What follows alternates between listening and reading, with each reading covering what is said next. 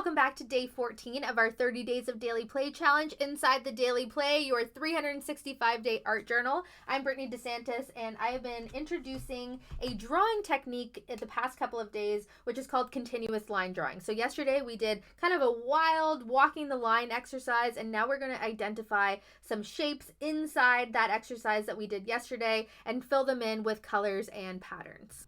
So we're going to notice all the shapes that we created yesterday and pick 5 to 10 of varying sizes and fill them with different patterns. You may want to replicate some of the patterns that you created on day 6. So what did we do on day 6?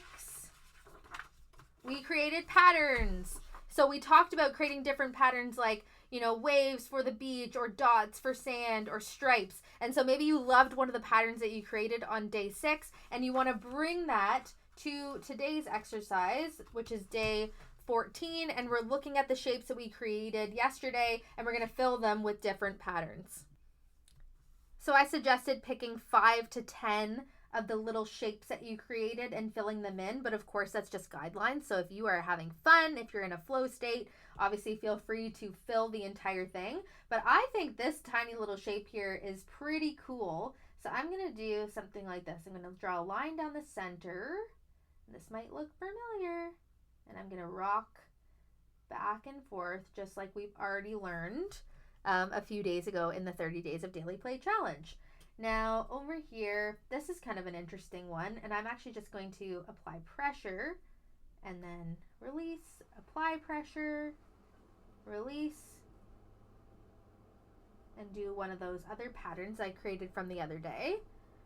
And maybe for a few of them, I might actually switch and use my watercolor paints and fill them with color instead, because I just love to see some color on the page. So I'm going to choose a yellow here. And again, the paper inside of your journal is made to withstand light washes of watercolor. So don't feel like, you can't paint inside of your journal. That's what it's made to do. So I'm going to fill in some yellow here. Yellow is my absolute favorite color, so it always makes me happy to see. Add some of that periwinkle-ish color that I love. It's because I love forget-me-not flowers so much.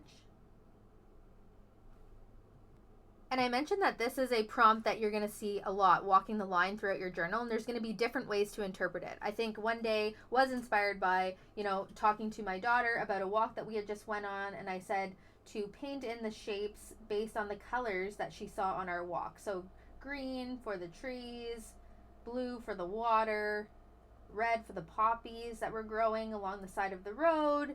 And so again, in your mind, you could be thinking about drawing patterns based on that or coloring in different shapes. And in the end, again, you can color in or add patterns to all of these, or just 5 to 10 as I suggested.